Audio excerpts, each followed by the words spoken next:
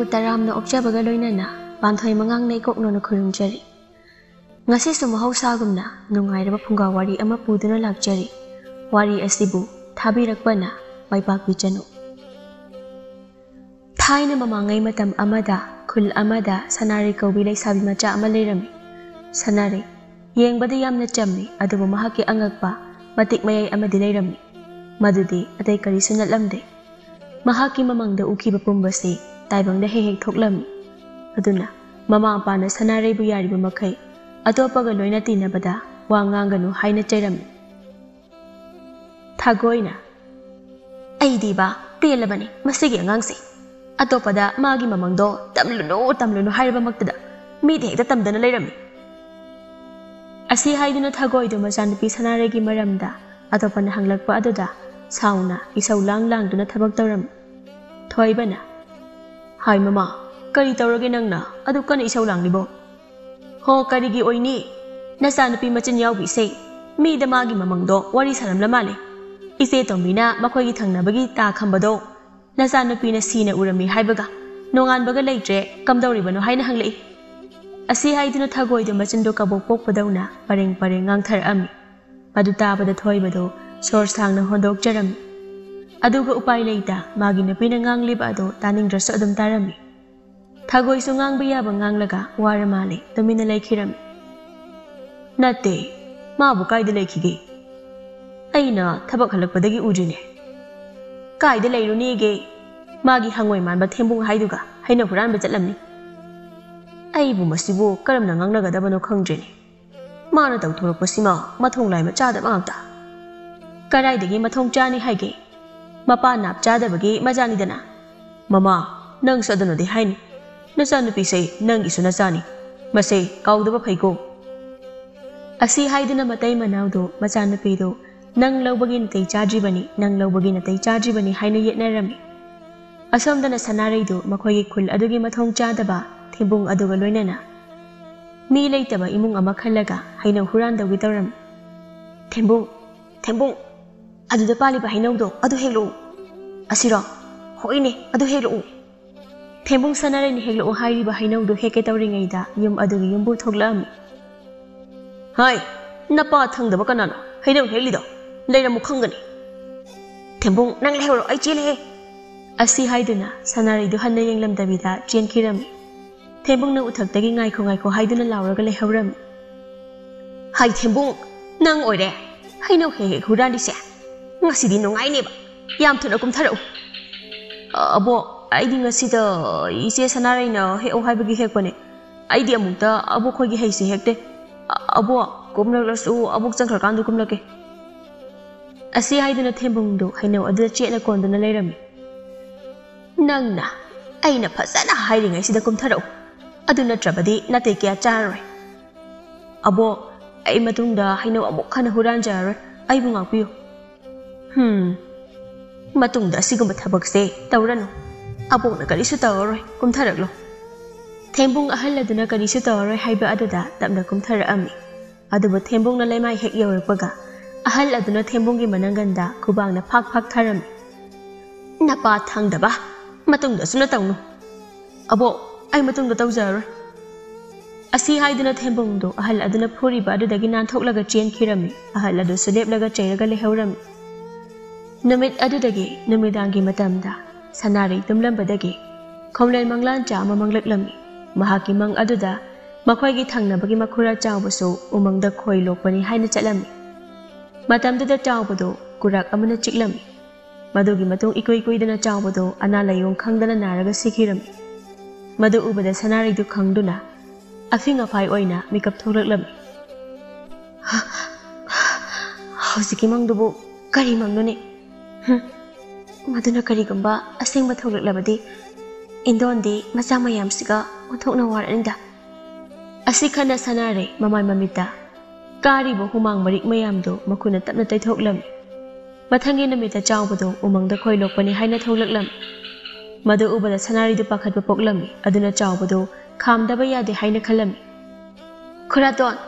Kuratona makum polang khak paiduna tawriba adubu kai chatke hairibano Ija sana Kuraton sei umangda khoilok loge tawbani खोही लोकलगा नखोईगिसु खोही पिरके खुरातोन साउदी साउरकनु असी हाइदुना सनारैना चावबदा महाकना ममंगदा उखिबा अदु तमलमी अदुगा यारगदी उमंगदा चटखिनो हाइना हाइजरमी इसा सना मंगी वाबु मकुमंग हाइदुन करिसु तौरेदा असी हाइदुना चावबदा चटखिगे तौरमी मतमदुदा सनारैना महाकबु खामलगा फना कना उमंगदा चतनबा हाइरमी अदुबा सनारैना हाइरिबा मयामदो चावबना थाजरमदे अदुना महाकी चटफम थोकबा चटखिरमी सनारै चावबना थौसादना चटखिबा अदुदा सोरसांगना होंदोकचरमी अदुगा ममाई लेसिलकपदा ममा इबेमा थागोइदु लेपलगा मंगोंदा मुन्ना येंगदुन लेरंबादो थेंगनरमी खंगिने इमा करी मियेंगनो दुबो चावबदा नंना हाइरिबा मयामदुबो करी करीनो कानादबा वा ngakतनी असी हाइदुना सनारैदो इमुंगदा प्रपक चंखिरमी थागोइ मचानुपिना चंखिबा अदुदा ngihaक येंगदुना लेहौरमी अहिबु करम थोक्लदोइनो खंगद्रदा असी हाइदुना थागोइदो पुखरीदा इसिंग सोपा कुमखिरमी असोमदना चावबदो उमंगदा असुम लाकपदा सोइबदगी कोम अमदा तासिलमी सदानबसिंगना सोइदना तौरंबा कोम ओइरमनेबा पियलबने इदि असी खंदना चावबा कोम अदुदगी काखनबा कन्ना होनरमी मतमदुदा महाकी अकोइबादुदा सना मचुगी कुराक अमा कोइपाइ पाइदुना लेरमी कुराक नि तौरिसिना अइगी अकोइबसिदा दम पाइदुना ले साइदा चथोने चथोहै असी हाइदुना चावबा कुराक अदुबो मखुतना कंथोकलमी मतमदुदा कुराक अदुना चावबगी मखुदा चिगलकलमी अदुबो थोइना चैना फावबो ओइरुदबना चावबना कुराक अदुबो कंथोअमी अदुगा कोम अदुदगी काखलमी हा उसिना कोमसिदगिदी काखतबा ngamle कानदे खोइ महुम चावना साबा उजा उपोल अदोमदा चलगे असी हाइदुना चावबा खोइ महुम चावना साबा उजाव अमगी मनाक्ता लक्लमी असिदा लेरिने लोकपा याबा महुम अमदे असी हाइदुना चावबा उजाव अदुगी मखोंगदा मनाक अदवाइदे ताबा उना वना मयाम अमा खोमजिलगा मै थाबा हौरक्लमी मदुदगी मैखु कारक्पा अदुना खोइ महुम अदुदा तोंगलंबा खोइ सिंगदो लोइना पाइथोरअम असी ओइरबदे खोहि मयामसि लोकपा यारगनी असी हाइदुना चावबदो योटकी मैखुम अमना मकोक्तु पुलप उपसिलमी मदु उट्रबदे करिगुम्बा खोइ पाइसिलक्तुना चिक्तवरिबनी अदुना चावबा याम हईसिंगना उदु काखलगा महुम अदुदगी खोहि लोकलमी लोइरबदा वखल यामना नुंगाइना हलक्लमी असुमना नुमित निनी हुमनी हौख्रे चावबदो खंगौदना अना लायों खंगदना नाबा हौरक्लमी मदुदगी पाखतुना माइबा माइबिसु चानरमी मदु उबदा सनारैदु पाखतना चावबगी नुपिना मपाल थोलकपदा ngaiduna लेरमी उसिना सिना चावबगी नुपिसु सनारैना असुम येंगलिङैदा मपालदा थोलक्लमी हैमा सना कैदौरे अदुदा किरु किरु येंगदुना लेरिबा अदुबो इदमचा नोइदा कैदौबा याउगे माइबा माइबी तोइना कौरिबो इबेमा अतैगी नते नखुरासे करी तौरबनो खंगदे मसासे पंगचोतो चोक्थै हाय करी ओइना नुंगाइतगे हंगलसु खंगदेदा हाय सनारै चावबगी नुपिगी वादु ताबदा चावबदो कुइररोय सिरनी हायना खलमी अदुना चावबगी नुपिदा हाइफेट नुंगाइतना येंगलमी इदमचा खुरातोंदो निंथिना थौगल तौबियुको असी हायरमलगा सनारैदो चावबगी नुपिना वा हाइबतादा मयुमलमदा चटखिरमी सनारैगी मतौदुदा चावबगी नुपिदुदी इंगंगक्लमी मसिबो करी तौरबा जानुने असी हाइदुना चावबगी नुपिदो संगोय मसिदा पैरिबा सिंगटेक्सिंगदो खरा पुसिलगा इमुंगदा चंखिरमी अदुगा मपुरैबदा सनारैना हाइरंबा वादु तमलमी मतमदुदा चावबसु नोंमा सनारैना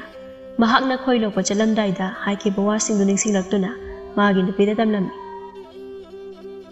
मखोइ पाबुंग नंगना तमलिबा असिबो असेंगबरो ममा अइसु मतमदुददी मकुमंगनी हाइना खंदोकलुबनी मखोइ बाबुआ नंगना हाइदिना चुमलबदे कानदे माइबा अहैबा अमा तानबना Phagni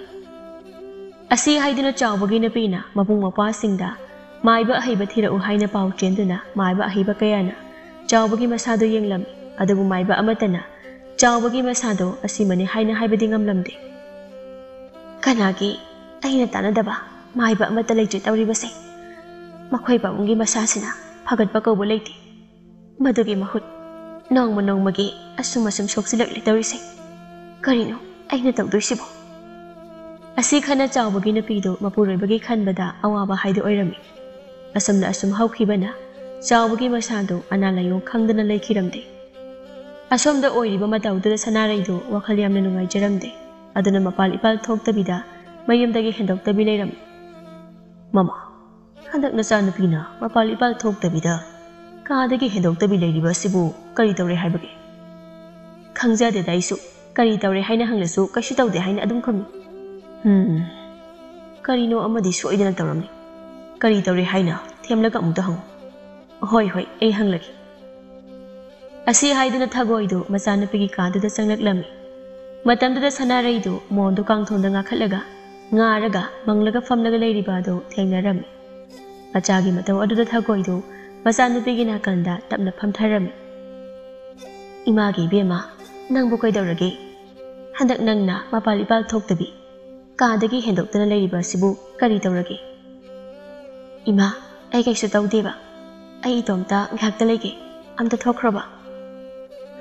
fare adudi ima su thokrage asi haiduna thagoidu machanupida chingnana yenglamlaga kaadudagi thokhirami sanarai su mamana thokrabada sor sangna hondokjarami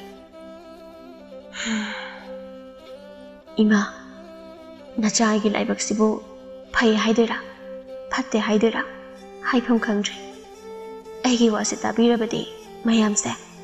awaba tabadagi kanba ngamgadra khali adabu aigi wase kanana su tabitre asi khana sanarai du wakhal yamna warami asumna sanarai na mapal ipal thoktana asum leibadada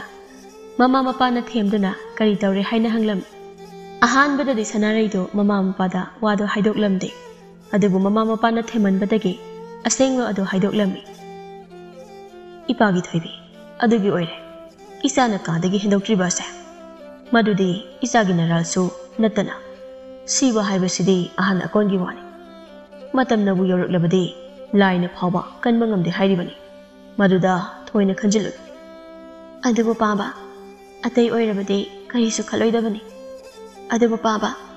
mi amagi thawai wafamnina ai kauktoke haibase hekta taraina ngamde imagi thoibi aikhoi miyoiba haibase nongma natraga nongmadi mapugi leikonda loina tinkhidawriba ngaktani aduna kaukthokpa tamba haibase tamba tabani asi haiduna mama mapana sanaraibu karisu khandanaba themjinbirami asumna asum haukhibana sanaraisu tapna kaukthokpa ngamlaklami adubu laibaki nongdamsi angakpani nongmagi numita sanarage khomlen manglan chada amuk khul adugi angang ama umangda mapaga singyanba chatpada mamangda ukhiba kurak aduna chiklami adugi matung angang adu analayong khangdana naraga sekhirami matamduda sanaraidu afing afai oina amu mikap tholaklami kainone heine masigi kurak asibu mangda hajin uriba asina haujikta hegi mangda ukhiba adubu thempung natrane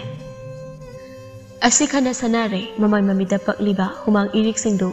makhutuna tapna teihoklami aduga sor sangna hondoklaga tumthanaba hotnarami adubu tumthabadi yaramde mathangi ayukta sanaraidu thembung hoida prapap laklami matamduda thembungdu makhuda thangjau ama pairaga tholaklami thembung nakhuta thangjau ga pairaga tholaklibo kaida chatke haino ije pabaga umangda singyaluge tawbani sanarai thembunggi wadu tabada masadu pakhatwa poklami aduna ipa pakhatna thembungda umangda chatana ba hairami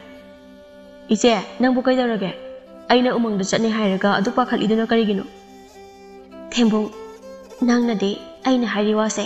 phagi oina khangani adebu aina hairise asengbani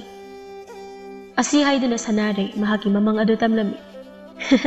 ije adugibu makumang haiduni karisi dawraida thembung ai nangna se hairakani haiba khanglabani asi haiduna chawbagi thodo adu sutamlami ije adudi chumna sum mapa chanurba oiramganida kurano chikpadabu mi siba hunade asi haiduna thembungdo sanaraina hairiba adu thajadaduna mapabunga loinana umangda singyanbani haina chatkirami sanarai thembungna magi wadu tadana thausadana chatkiba aduda upai leita sor sangna hondoklaga mayun lomda halaklami matamduda mahangna mayum yaurakpada mapabung amadi ma ibema anina mabu hanjilakpa ngaiduna leirami madu ubada sanaraido kina mayum lomda changlaklami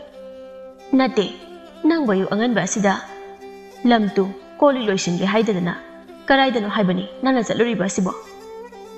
ꯏꯃꯥ, ꯊꯦꯝꯕꯨꯡ ꯍꯣꯏꯗ ꯆꯠꯂꯨꯕꯅꯤ꯫ ꯅꯪꯗꯤ ꯑꯌꯨꯛ ꯑꯉꯟꯕ ꯑꯁꯤꯗ ꯃꯣꯏꯗ ꯀꯩꯗꯧꯕ ꯆꯠꯂꯨꯔꯤꯕ?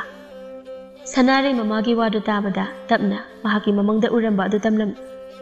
ꯏꯃꯥꯒꯤ ꯏꯕꯦꯝꯃ, ꯅꯪꯅ ꯐꯅꯕꯅꯤ ꯍꯥꯏꯗꯨꯅ ꯃꯈꯣꯏꯒꯤ ꯈꯜꯂꯒ ꯍꯥꯏꯔꯤꯕ ꯋꯥꯗꯣ ꯃꯈꯣꯏꯅ ꯇꯥꯕꯗꯗꯤ ꯐꯥꯒꯤ ꯑꯣꯏꯅ ꯑꯗꯨꯝ ꯈꯟꯅꯤ꯫ ꯅꯠꯇꯦ, ꯅꯪꯕꯨ ꯋꯥꯗꯣ ꯍꯥꯏꯗ꯭ꯔꯤꯉꯩꯗ ꯑꯩꯈꯣꯏꯗ ꯍꯥꯟꯅ ꯍꯥꯏꯔꯝꯕ ꯌꯥꯗ꯭ꯔꯣ? ꯃꯃꯥ, ꯌꯥꯔꯦ ꯇꯣꯛꯑꯣ, ꯍꯥꯏꯈ꯭ꯔꯗꯤ ꯍꯥꯏꯈ꯭ꯔꯦ꯫ ꯏꯆꯥꯅ ꯍꯥꯏꯔꯤꯗꯣ ꯃꯣꯏꯒꯤ ꯐꯠꯇꯅꯕꯗꯤ ꯅꯠꯇꯦꯗꯅ, ꯇꯥꯕ ꯇꯥꯗꯕ ꯍꯥꯏꯗꯨꯅ ꯃꯈꯣꯏꯒꯤ ꯋꯥꯅꯤ꯫ ꯏꯆꯥ ꯊꯣꯏꯕꯤ, ꯃꯇꯨꯡꯗꯗꯤ ꯅꯃꯥꯅ ꯍꯥꯏꯕꯁꯨ ꯍꯥꯏꯕꯅꯤ, ꯃꯤꯗ ꯍꯥꯏꯗ꯭ꯔꯤꯉꯩꯗ ꯑꯩꯈꯣꯏꯒ ꯍꯥꯟꯅ ꯇꯥꯟꯅꯁꯤ꯫ ꯑꯁꯤ ꯍꯥꯏꯗꯨꯅ ꯊꯣꯏꯕꯅ ꯃꯆꯥꯅꯨꯄꯤꯁꯨ ꯃꯥꯒꯤ ꯅꯨꯄꯤꯁꯨ ꯇꯞꯅ ꯋꯥꯈꯜ ꯇꯥꯅꯕ ꯍꯥꯏꯔꯝꯃꯤ꯫ ꯑꯁꯣꯝꯗꯅ ꯊꯦꯝꯕꯨꯡꯗꯨ ꯃꯄꯥꯕꯨꯡꯒ ꯂꯣꯏꯅ ꯎꯃꯪꯗ ꯁꯤꯡꯌꯥꯟꯕ ꯍꯧꯔꯝꯃꯤ꯫ ꯑꯗꯨꯕꯨ ꯊꯦꯝꯕꯨꯡꯗꯨ ꯃꯁꯥꯗꯨ ꯋꯥꯕꯅ ꯂꯣꯏꯔꯝꯃꯤ, ꯏꯁꯤꯡꯁꯨ ꯈꯧꯔꯥꯡꯕ ꯄꯣꯛꯂꯝꯃꯤ꯫ ꯄꯥꯕ, ꯑꯩ ꯏꯁꯤꯡ ꯌꯥꯝꯅ ꯈꯧꯔꯥꯡꯉꯤ꯫ ꯏꯕꯨꯡꯉꯣ, ꯂꯣꯛꯇꯒꯤ ꯊꯛꯂꯨꯔꯣ꯫ ꯍꯣꯏ ꯄꯥꯕ꯫ ꯑꯁꯤ ꯍꯥꯏꯗꯨꯅ ꯊꯦꯝꯕꯨꯡꯗꯨ ꯃꯐꯝ ꯑꯗꯨꯗꯒꯤ ꯂꯣꯛ ꯇꯝꯅ ꯂꯥꯛꯂꯝꯃꯤ꯫ ꯃꯍꯥꯛꯅ ꯑꯁꯨꯝ ꯂꯥꯛꯄꯗ ꯈꯣꯡꯐꯝ ꯆꯥꯍꯧꯗꯕꯗꯒꯤ ꯀꯣꯝ ꯑꯃꯗ ꯇꯥꯁꯤꯜꯂꯝꯃꯤ꯫ ꯑꯌꯣ, ꯁꯤꯔꯦ! ꯑꯁꯤꯗꯒꯤ ꯑꯩꯗꯤ ꯀꯝꯗꯧꯅ ꯀꯥꯈꯠꯇꯧꯔꯤꯕ? ꯍꯣ ꯄꯥꯕ! ꯍꯣ ꯄꯥꯕ! ꯑꯁꯤ ꯍꯥꯏꯗꯨꯅ ꯊꯦꯝꯕꯨꯡ ꯃꯄꯥꯕꯨꯡꯕꯨ ꯇꯥꯅꯕ ꯀꯧꯔꯝꯃꯤ, ꯑꯗꯨꯕꯨ ꯃꯍꯥꯛꯅ ꯀꯧꯔꯤꯕ ꯑꯗꯨ ꯃꯄꯥꯕꯨꯡꯅꯗꯤ ꯇꯥꯔꯝꯗꯦ꯫ ꯃꯇꯝꯗꯨꯗ ꯊꯦꯝꯕꯨꯡ ꯃꯅꯥꯛꯇ ꯀꯨꯔꯥꯛ ꯑꯃ ꯄꯥꯏꯁꯤꯜꯂꯛꯂꯝꯃꯤ꯫ ꯀꯨꯔꯥꯛꯅꯤꯅꯦ, ꯃꯆꯨꯁꯨ ꯑꯣꯟꯊꯣꯛꯅ ꯐꯖꯈ꯭ꯔꯦꯗ꯫ ꯑꯁꯤ ꯍꯥꯏꯗꯨꯅ ꯊꯦꯝꯕꯨꯡ ꯀꯨꯔꯥꯛ ꯑꯗꯨꯕꯨ ꯐꯥꯗꯧꯒꯤ ꯇꯧꯔꯝꯃꯤ꯫ ꯃꯇꯝꯗꯨꯗ ꯈꯪꯍꯧꯗꯅ ꯀꯨꯔꯥꯛ ꯑꯗꯨꯅ ꯊꯦꯝꯕꯨꯡꯒꯤ ꯃꯈꯨꯠꯇ ꯆꯤꯛꯂꯝꯃꯤ꯫ ꯃꯁꯤꯒꯤ ꯀꯨꯔꯥꯛꯁꯦ ꯆꯤꯛꯇꯅꯒ ꯇꯧꯏꯅꯦ꯫ ꯑꯁꯤ ꯍꯥꯏꯗꯨꯅ ꯊꯦꯝꯕꯨꯡ ꯊꯧꯁꯥꯗꯅ ꯀꯨꯔꯥꯛ ꯑꯗꯨꯕꯨ ꯐꯥꯅꯕ ꯑꯗꯨꯝ ꯍꯣꯠꯅꯔꯝꯃꯤ, ꯑꯗꯨꯕꯨ ꯀꯨꯔꯥꯛ ꯑꯗꯨꯗꯤ ꯃꯐꯝ ꯑꯗꯨ ꯊꯥꯗꯣꯛꯇꯨꯅ ꯄꯥꯏꯔꯒ ꯆꯠꯈꯤꯔꯝꯃꯤ꯫ ꯊꯦꯝꯕꯨꯡꯒꯤ ꯃꯄꯥꯗꯣ ꯃꯆꯥꯅꯨꯄꯥꯅ ꯏꯁꯤꯡ ꯊꯛꯄꯅꯦ ꯍꯥꯏꯅ ꯆꯠꯈ꯭ꯔꯒ ꯍꯜꯂꯛꯄ ꯀꯧꯕ ꯂꯩꯇꯕ ꯑꯗꯨꯗ ꯀꯔꯤ ꯇꯧꯔꯕꯅꯣ ꯍꯥꯏꯅ ꯈꯜꯂꯝꯃꯤ꯫ ꯃꯗꯨꯒꯤ ꯑꯉꯥꯡ ꯑꯗꯨꯅ ꯏꯁꯤꯡ ꯊꯛꯄꯅꯦ ꯍꯥꯏꯅ ꯆꯠꯈ꯭ꯔꯒ ꯀꯔꯥꯏ ꯌꯧꯅ ꯆꯠꯈ꯭ꯔꯕꯖꯥꯠꯅꯣ? ꯑꯩꯕꯨ ꯑꯁꯥꯏ ꯐꯥꯎꯕ ꯆꯠꯂꯒ ꯌꯦꯡꯂꯨꯕꯅ ꯐꯗꯧꯕ ꯃꯥꯜꯂꯦ꯫ ꯑꯁꯤ ꯈꯟꯅ ꯊꯦꯝꯕꯨꯡꯒꯤ ꯃꯄꯥꯗꯣ ꯃꯆꯥꯅꯨꯄꯥꯕꯨ ꯌꯦꯡꯕ ꯂꯥꯛꯂꯝꯃꯤ꯫ ꯃꯇꯝꯗꯨꯗ ꯃꯆꯥꯅꯨꯄꯥꯅ ꯀꯣꯝꯗ ꯇꯥꯁꯤꯜꯂꯒ ꯂꯩꯕ ꯑꯗꯨ ꯊꯦꯡꯅꯔꯝꯃꯤ꯫ ꯏꯕꯨꯡꯉꯣ, ꯅꯪꯕꯨ ꯀꯣꯝꯁꯤꯗ ꯇꯥꯁꯤꯜꯂꯕꯗꯤ ꯄꯥꯕꯕꯨ ꯀꯧꯔꯛꯄ ꯌꯥꯗ꯭ꯔꯣ? ꯑꯩꯗꯤ ꯄꯥꯕꯕꯨ ꯀꯧꯏꯅ, ꯄꯥꯕꯅꯗꯤ ꯇꯥꯗꯤ ꯇꯥꯗꯅ꯫ ꯍꯣꯏꯁꯦ, ꯐꯔꯦ, ꯑꯗꯥꯏ ꯃꯄꯥꯟꯗ ꯅꯞꯂꯒ ꯀꯥꯔꯛꯂꯣ, ꯏꯄꯥ ꯆꯤꯡꯈꯠꯀꯦ꯫ ꯍꯣꯏ ꯄꯥꯕ꯫ ꯑꯁꯤ ꯍꯥꯏꯗꯨꯅ ꯊꯦꯝꯕꯨꯡ ꯀꯣꯝ ꯑꯗꯨꯗꯒꯤ ꯀꯥꯕ ꯌꯥꯕ ꯃꯄꯥꯗ ꯅꯞꯂꯒ ꯈꯔ ꯀꯥꯈꯠꯂꯛꯂꯝꯃꯤ, ꯑꯗꯨꯒ ꯃꯄꯥꯕꯨꯡꯅ ꯃꯥꯕꯨ ꯆꯤꯡꯈꯠꯄꯤꯔꯝꯃꯤ꯫ ꯑꯗꯨꯒ ꯊꯦꯝꯕꯨꯡꯗꯨ ꯂꯣꯛ ꯂꯩꯔꯤꯕ ꯑꯗꯣꯝꯗ ꯆꯠꯇꯧꯒꯤ ꯇꯧꯔꯝꯃꯤ꯫ ꯀꯥꯏꯗꯅꯣ ꯅꯪꯅ ꯆꯠꯂꯤꯕꯣ? ꯏꯁꯤꯡ ꯊꯛꯂꯨꯒꯦ꯫ ꯅꯪ ꯉꯁꯥꯏꯗꯒꯤ ꯏꯁꯤꯡ ꯊꯛꯇ꯭ꯔꯤꯕ ꯑꯣꯏꯔꯦ? ꯀꯥꯏꯗꯒꯤ ꯊꯛꯇꯣꯏꯅꯣ, ꯀꯣꯝꯁꯤꯗ ꯇꯥꯁꯤꯜꯂꯒ? ꯍꯣꯏꯁꯦ, ꯐꯔꯦ, ꯊꯨꯅ ꯂꯥꯛꯎ꯫ ꯍꯣꯏ꯫ ꯑꯁꯤ ꯍꯥꯏꯗꯨꯅ ꯊꯦꯝꯕꯨꯡꯗꯨ ꯂꯣꯛ ꯂꯩꯔꯤꯕ ꯑꯗꯣꯝꯗ ꯆꯠꯈꯤꯔꯝꯃꯤ꯫ ꯊꯦꯝꯕꯨꯡꯁꯨ ꯂꯣꯛꯇꯒꯤ ꯏꯁꯤꯡ ꯊꯛꯂꯨꯔꯒ ꯊꯨꯅ ꯍꯜꯂꯛꯇꯨꯅ ꯃꯄꯥꯕꯨꯡꯒꯤ ꯃꯇꯦꯡ ꯑꯃꯨꯛ ꯄꯥꯡꯂꯝꯃꯤ꯫ ꯑꯁꯨꯝꯅ ꯁꯤꯡ ꯌꯥꯟꯕ ꯂꯣꯏꯔꯕꯗ ꯃꯄꯥ ꯃꯆꯥꯗꯣ ꯃꯌꯨꯝꯗ ꯍꯜꯂꯛꯂꯝꯃꯤ꯫ ꯃꯗꯨꯒꯤ ꯃꯇꯨꯡ ꯅꯨꯃꯤꯠ ꯅꯤꯅꯤ ꯍꯨꯝꯅꯤ ꯂꯩꯕꯗꯒꯤ ꯊꯦꯝꯕꯨꯡꯗꯨ ꯑꯅꯥ ꯂꯥꯏꯌꯣꯡ ꯈꯪꯗꯅ ꯅꯥꯕ ꯍꯧꯔꯛꯂꯝꯃꯤ꯫ ꯄꯥꯎ ꯑꯗꯨ ꯁꯅꯥꯔꯩꯁꯨ ꯇꯥꯔꯝꯃꯤ꯫ ꯑꯩꯅꯗꯤ ꯐꯅ ꯀꯟꯅꯗꯤ ꯍꯥꯏꯖꯕꯅꯤ ꯊꯦꯝꯕꯨꯡꯗꯣ ꯎꯃꯪꯗ ꯆꯠꯈꯤꯅꯨ ꯍꯥꯏꯗꯨꯅ, ꯑꯗꯨꯕꯨ ꯑꯩꯒꯤ ꯋꯥꯗꯨ ꯇꯥꯗꯗꯅ ꯍꯧꯖꯤꯛꯇꯤ ꯃꯍꯥꯛꯁꯨ ꯑꯃꯨꯛ ꯀꯟꯕ ꯉꯝꯂꯔꯣꯏ꯫ ꯑꯁꯤ ꯈꯟꯅ ꯁꯅꯥꯔꯩꯗꯨ ꯋꯥꯈꯜ ꯌꯥꯝꯅ ꯋꯥꯔꯝꯃꯤ꯫ ꯃꯆꯥꯅ ꯋꯥꯈꯜ ꯋꯥꯅ ꯂꯩꯕ ꯑꯗꯨ ꯎꯕꯗ ꯃꯃꯥ ꯊꯒꯣꯏꯗꯨ ꯌꯥꯝꯅ ꯅꯨꯡꯉꯥꯏꯖꯔꯝꯗꯦ꯫ ꯑꯗꯨꯅ ꯃꯆꯥꯅꯨꯄꯤꯅ ꯇꯨꯃꯤꯟꯅ ꯐꯝꯂꯤꯕ ꯑꯗꯨꯒꯤ ꯃꯅꯥꯛꯇ ꯇꯞꯅ ꯃꯥꯁꯨ ꯐꯝꯊꯔꯝꯃꯤ꯫ ꯏꯃꯥꯒꯤ ꯏꯕꯦꯝꯃ, ꯅꯪꯕꯨ ꯀꯔꯤ ꯇꯧꯔꯒꯦ? ꯅꯨꯡꯇꯤ ꯅꯨꯃꯤꯠ ꯈꯨꯗꯤꯡꯒꯤ ꯎꯪꯗꯨꯅ ꯑꯗꯨꯝ ꯂꯩꯔꯤꯕꯁꯤꯕꯨ ꯀꯔꯤꯒꯤꯅꯣ? ꯏꯃꯥ, ꯑꯩꯅꯗꯤ ꯃꯈꯣꯏꯕꯨ ꯀꯟꯕ ꯉꯝꯒꯗ꯭ꯔꯥ ꯈꯟꯕꯅꯤ, ꯑꯗꯨꯕꯨ ꯃꯈꯣꯏ ꯑꯃꯠꯇ ꯀꯟꯕ ꯉꯝꯗ꯭ꯔꯦ꯫ ꯃꯁꯤꯕꯨ ꯑꯩꯒꯤ ꯑꯁꯣꯏꯕ ꯑꯣꯏꯔꯗ꯭ꯔꯥ ꯈꯪꯗ꯭ꯔꯦ꯫ ꯏꯃꯥꯒꯤ ꯊꯣꯏꯕꯤ, ꯀꯔꯤꯒꯤ ꯑꯗꯨꯝꯅ ꯍꯥꯏꯔꯤꯕꯅꯣ? ꯃꯗꯣ ꯅꯪꯒꯤ ꯅꯔꯥꯜ ꯅꯠꯇꯦ꯫ ꯄꯣꯛꯂꯛꯂꯕꯗꯤ ꯁꯤꯕ ꯍꯥꯏꯕꯁꯤꯗꯤ ꯅꯣꯡꯃꯗꯤ ꯁꯣꯏꯗ꯭ꯔꯕꯅꯤ꯫ ꯑꯁꯤ ꯍꯥꯏꯗꯨꯅ ꯊꯒꯣꯏ ꯃꯆꯥꯅꯨꯄꯤꯅ ꯋꯥꯈꯜ ꯋꯥꯕꯗꯨ ꯇꯞꯅ ꯊꯦꯝꯖꯤꯟꯕꯤꯔꯝꯃꯤ꯫ ꯁꯅꯥꯔꯩꯁꯨ ꯃꯃꯥꯅ ꯊꯦꯝꯖꯤꯟꯕꯤꯕ ꯑꯗꯨꯗ ꯋꯥꯈꯜꯗꯨ ꯈꯔꯗꯤ ꯌꯥꯡꯂꯝꯃꯤ꯫ ꯅꯨꯃꯤꯠ ꯑꯗꯨꯒꯤ ꯅꯨꯡꯊꯤꯜꯗ ꯁꯅꯥꯔꯩꯗꯨ ꯊꯦꯝꯕꯨꯡꯒꯤ ꯃꯅꯥꯛꯇ ꯑꯅꯥꯕ ꯍꯪꯕ ꯑꯣꯏꯅ ꯆꯠꯂꯝꯃꯤ꯫ ꯊꯦꯝꯕꯨꯡ ꯁꯅꯥꯔꯩ ꯎꯕꯗ ꯃꯁꯥꯗꯨ ꯋꯥꯅ ꯅꯣꯛꯐꯦꯠ ꯇꯧꯔꯛꯂꯝꯃꯤ꯫ ꯊꯦꯝꯕꯨꯡ, ꯅꯪꯕꯨ ꯅꯁꯥꯗꯣ ꯈꯔ ꯅꯨꯡꯉꯥꯏꯊꯣꯛꯄ꯭ꯔꯣ? ꯏꯆꯦ, ꯀꯗꯥꯏꯗꯒꯤ ꯅꯨꯡꯉꯥꯏꯕꯅꯣꯗ, ꯏꯁꯥꯁꯦ ꯅꯨꯡꯉꯥꯏꯐꯝ ꯏꯈꯪ ꯈꯪꯗꯦꯗ꯫ ꯑꯗꯣ ꯏꯆꯦꯅ ꯍꯥꯏꯕ ꯌꯥꯖꯔꯝꯂꯕꯗꯤ ꯑꯩꯁꯦ ꯑꯁꯨꯝꯅ ꯇꯧꯖꯔꯣꯏꯗꯕꯅꯤ꯫ ꯊꯦꯝꯕꯨꯡꯒꯤ ꯋꯥꯗꯨ ꯇꯥꯕꯗ ꯁꯅꯥꯔꯩꯗꯤ ꯋꯥ ꯈꯨꯝꯐꯝ ꯈꯪꯗꯅ ꯇꯨꯃꯤꯟꯅ ꯂꯩꯔꯝꯃꯤ꯫ ꯑꯗꯨꯕꯨ ꯊꯦꯝꯕꯨꯡꯒꯤ ꯃꯃꯥꯅ ꯃꯈꯣꯏ ꯑꯅꯤꯅ ꯁꯥꯟꯅꯔꯤꯕ ꯋꯥꯔꯤꯗꯨ ꯀꯔꯤꯅꯣ ꯍꯥꯏꯅ ꯍꯪꯂꯝꯃꯤ꯫ ꯏꯃꯥ, ꯏꯆꯦꯅ ichena ibu umangda chatkino haina thingjabani adubu aina thausadana chatbadagi ngasi aina anala yong khangdana nadana lerise kaina sanare isa thoibna hairiba asibu achumbro amukta indonda sengna tamuse indon asi haidana sanare do mihaktumina leiraga mahaki mamang ado thembungi mamada tamlami mahaki wadu tabada thembungi mamadudi humang anapi kanglami indol aisiyum dahan krage ima hoina halaktre hairamnani hoi hoi sanare nopase masa phagatri phawbadi nangsu khara khara toina aikhoida chathoro hoi indol asi haiduna sanare du wakhal nungaitana ka adudagi tholaklam asana namit khara hawkhre sanare du asa atha khara amuk puduna thembongi anaba do khara phagatlabra haina hangbalaklam adabu laibu kinongdamse angakpani namit adugi matung ikoi kuidana thembong do laikatna bangamdana laikhiramde thembongna laikhidraba tungda sanare du wakhal hena nungaitaba haidu oirami tanja aduda chawbagi nupiga thembongi mamaga do makhoida laktuna mama ibe mathagoida wa akanba hairaklam ise aidi ekhoi sanare se maiba maibi tanabana phagani mahakna sini haiba mi singse sum sijilaklabadi khul asidi khundakla siba haidu oirani kaino ne ina nangna hairibadu isadi chumna magi mamangda uba do haijabani khulsigi mi singse mana hatlubadi natedana ise mahaki makhut magna hatpa natte haibagi wani adubu mahakna asum hairaga misi mina toina thoklabadi haisu haibani khunja singse kidana loina khulsi thadoklaga chenkiba soridawribani thagoi chawbagi nupi amadi thembungi mamagi wada tabada sauningbana loirabani adubu makhoi gi imungda takiba awaba adugi khalaga masado tapna phathajarami phare aisu nakhoina dai bungo lakhisanu aduga kupna khanarage kari tawsige haido chawbina hoine ije adum nei taiga tanaro adude ekhoi su hankrage asi haiduna mau anidu mayum lomda hankhirami makhoi jekrabada thagoidu source tangna hondoklaga imungda change haina mamai leisilakpada sanaraidu mamada tatu yenglaga leplaga leiramba du urami imagi bema imana haidro nangbo si thokani namangi wado mida hainu haina nangna egi wado yaba kawbo leiteba haujiti makhoigi mapuroiba machado nangna hatbane haina khankrene ima ai lanjare matungdadi ai kanada so chinyawar asi haiduna sanari du wakhal nungaitana imungda changkhiram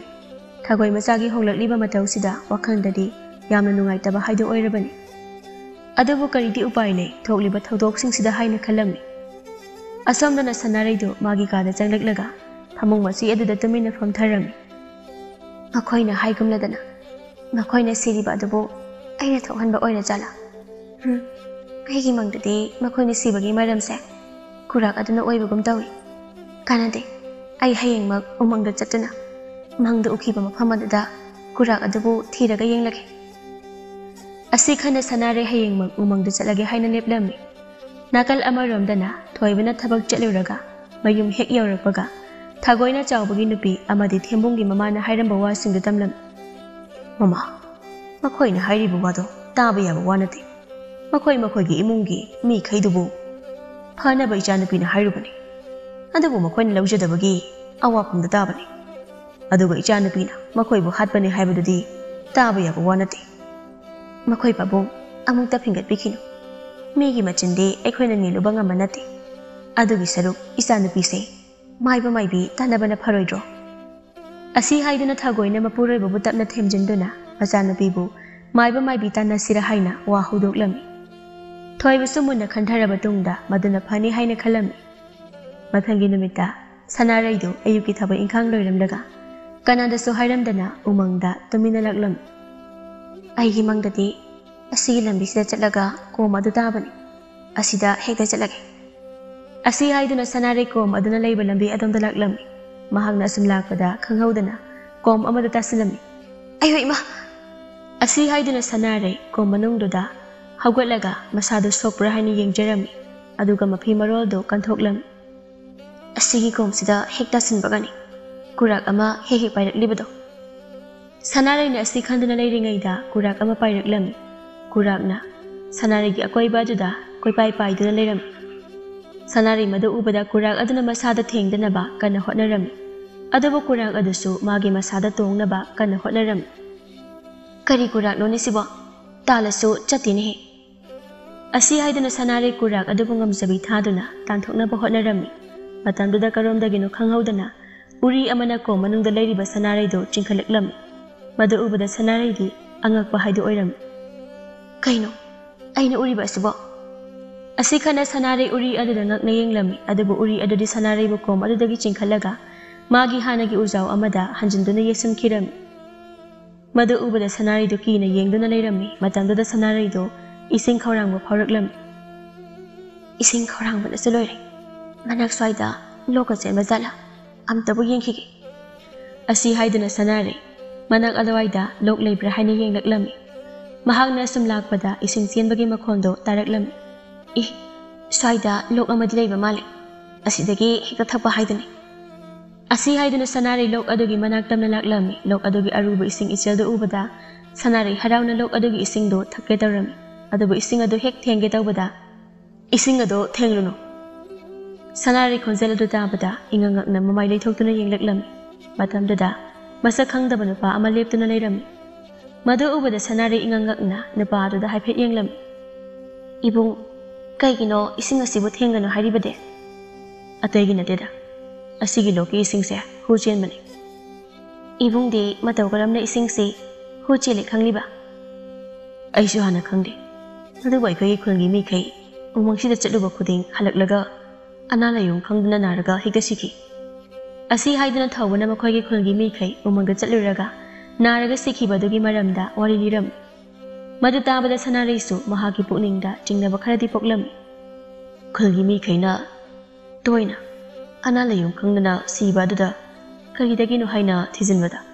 lok asigi isingsi huchenbani haiba khanglaki. Ado ibung lok asigi isingsi mataw karamna huchelibano haibadi khanglabra? Khangri madugi neina lok asida nungtigi thijinba laklibase adabu langla langjil oiba yaba karigumba amata thengnadre. Sanaray thawbagi wadu tabada mahagna umang aduda lakliba adugi maramda su tamlami.